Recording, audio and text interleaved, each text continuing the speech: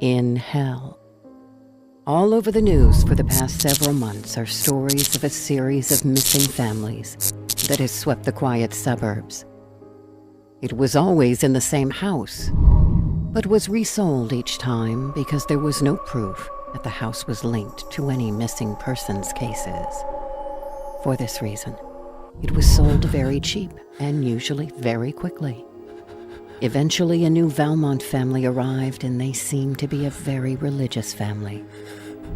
Everything in the kitchen and living room was heavily decorated in biblical figures, passages, and art. Matthew was the youngest of the family. There was also Gracie, his sister, and Veronica and Samuel, his parents. Even before moving in, Matthew always had an eerie feeling about the place, as if something wasn't right. After the first few days, he noticed shadows that didn't belong to him or his family. Even when he was the only one there, he would see the shadows, and sometimes he could swear they moved. Everyone just thought it was the new house jitters and didn't take Matthew seriously. In the morning, his sister Gracie went up to the attic to put away the leftover junk she didn't want to keep in her room. As she put down her stuff, she stepped back and gasped. She could have sworn there was someone in the room with her. She almost ran back down before she realized that it was just her own reflection in a mirror that covered half of the room. She walked over, wondering what was on the other side, but it was impossible to tell. The mirror was etched perfectly to cover that side of the room, leaving the other half unrevealed. She began to wonder and touched the mirror.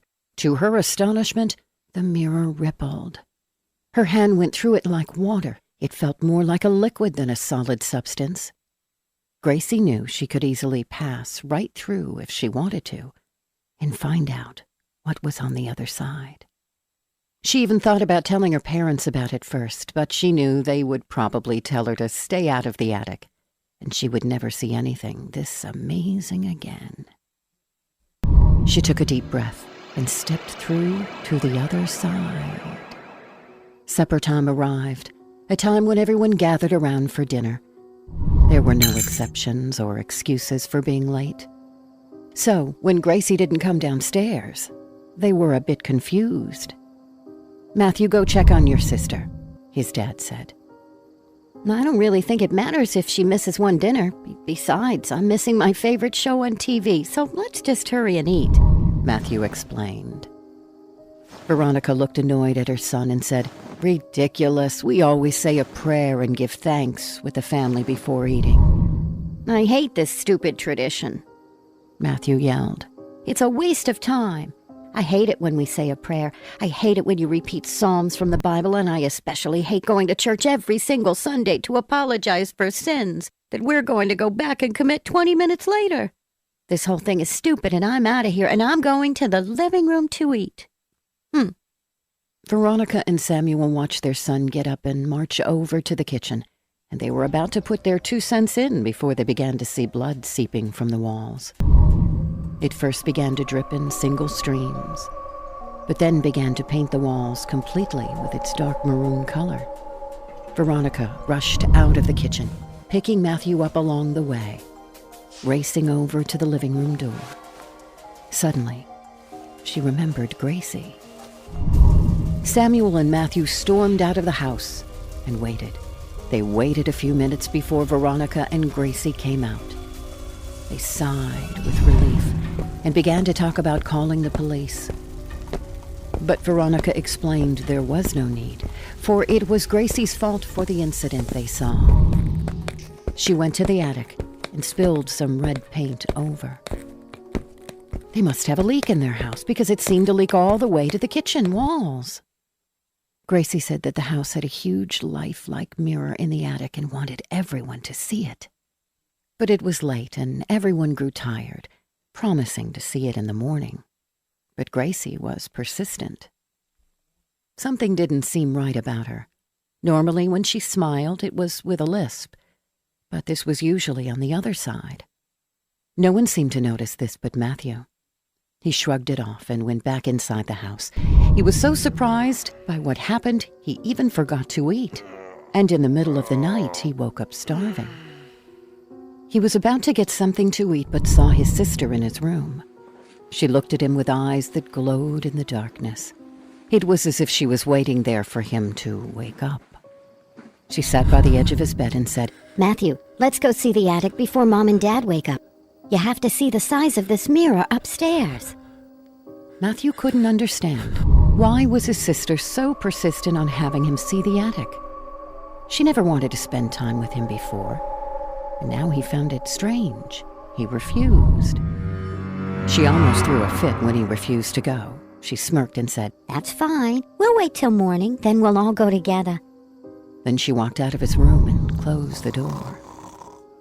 Matthew was so confused by what was going on, he didn't sleep a wink that night. In the morning, he got out of bed and walked into the kitchen like he always did for breakfast. He waited for his mom to make breakfast like she always did. But she was a little late this morning, for it was usually already made before he went into the kitchen. His father was reading the paper and looked a little uneasy, too. Finally, his mother came down. She was smiling for him and put on her apron, like she always did before she started cooking. "Sorry I'm late. Gracie was showing me the mirror in the attic. It really looked nice, you know. You should really go take a look at it," she said to Samuel and Matthew. Matthew noticed something weird again. His mom had a prosthetic arm due to an injury in a car accident, but now it was on the wrong arm. His dad didn't really seem to notice as he flipped through the pages of his newspaper. He was about to adjust his glasses when Samuel saw blood dripping from the walls. Again. Only now, it was covering the entire house with its paint. The dark maroon mixture didn't stop dripping. It was almost as if it was flowing. It spilled onto the floor. The door disappeared. Fire surrounded the walls and the windows faded away. There were no exits. Veins began to form over the blood flow, and a pounding sound was heard. Matthew didn't even want to think about what his conscious mind was thinking. The house, it had a pulse. It was alive. A loud noise shook the floor. It sounded like the house was moaning. "I'm not complete yet. I need 2 more victims. Bring them to me." Neither Matthew nor Samuel could believe the house was talking. Gracie and Veronica's figure changed. They were no longer the people they knew. Their eyes were as black as death, their skin pale, their teeth looked like 1,000 spheres. Gracie and Veronica grabbed Samuel and wouldn't let him go. "Let's go to the attic," they said. But their voices sounded demonic. If their voices sounded like demons, then what is this place? Too confused to think, Matthew grabbed a knife from the kitchen. He knew that these were demons and not the people he once knew as he pierced the blade through the back of Veronica. She stumbled back and turned around to try to grab Matthew as well, but he jumped back. Now the blood on the floor turned into a lake of fire and began to burn anything in its way. Matthew, horrified, ran up the stairs with his sneakers ablaze. He put out the fire, but now saw his family coming upstairs too, in the direction of the attic. They were carrying Samuel. At the attic, Samuel begged and pleaded with his family to stop. Matthew was too late as they tossed his dad into the mirror, vanishing. A few minutes later, he came out and looked just like them. Now, the house had a heartbeat. Matthew now knew what was going on. His family was giving life to the house. Not only that, he was becoming a hell on the inside, and on the outside would be the resurrection of Lucifer himself. The house spoke again. "Bring me my final victim." Was it really the house talking or the devil? The family paced over to Matthew, and he rushed out of the attic and made his way downstairs. He stopped remembering the lake of fire. Now there were organs that attached themselves to the body of the house. It was breathing. Matthew raced over to his mother's room instead and locked the door. But the family members began to pry it open. They chipped away at the door with an axe. If If you don't open this door, we're going to do the same thing to you, they said. How many pieces do you want to be chopped into? Asked Gracie. Matthew screamed out, "Oh, Lord, help me." He looked a little hesitant, and the demonic creatures began to step away from the door. A few minutes later, they began to hack away at the door again. Matthew wondered why they stopped in the first place. Well, if this is hell, he thought, then maybe something in this room can help me. There were Bibles, passages, art, even holy water. Matthew grabbed the holy water and the Bible and opened it. He read a passage and the demonic family screamed out in pain. They burst out in flames and screamed in agony. But through the ashes, his family stood in wonder, only now, inside of the belly of the beast. "Where the hell are we?" asked Veronica. It was them all right, although they had changed, the house did not. It was rumbling and enraged. The second floor began to fall apart. "If you will not help me, we'll all burn." They began to fall through the second floor, but at the bottom was the lake of fire. Matthew quickly thought of the holy water and hurled it into the lake of fire. Flames burst out, but were quickly snuffed. The blood and fire disappeared. They made their way down, but there was no door. The blood started to seep from the walls back down to the floor again. This time, it was more like acid and was eating up everything in sight. On the ceiling, spears started to come down, so they wouldn't try to climb back up to the second floor. The heartbeat grew louder. The acid came closer. Soon it went past the kitchen, making its way to the dining room hall. Now it crept up to the living room. Samuel went upstairs. The family screamed in fear. He tore off one of the spears in the ceiling.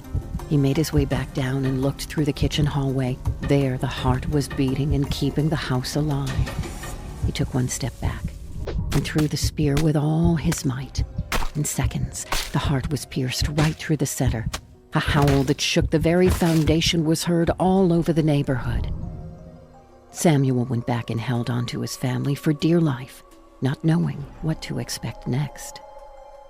There was now only darkness. No one could see anything, not even their hands in front of them.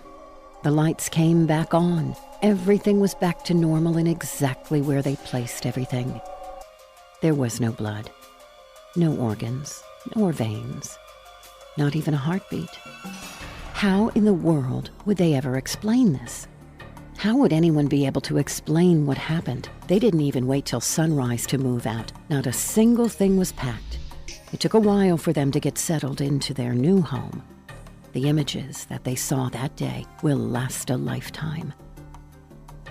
Even now, whenever Matthew's parents use the Lord's name in vain, he locks them in their room.